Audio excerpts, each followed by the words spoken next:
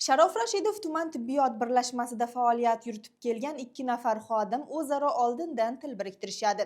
Ular garchi ishga joylashtirib qo'yish vakolati bo'lmasa-da, bir fuqaroning ishonchiga kirib, uni Sharof Rashidov tuman tibbiyot birlashmasiga hamshiralik lavozimiga ishga joylashtirishni va'da qilishadi.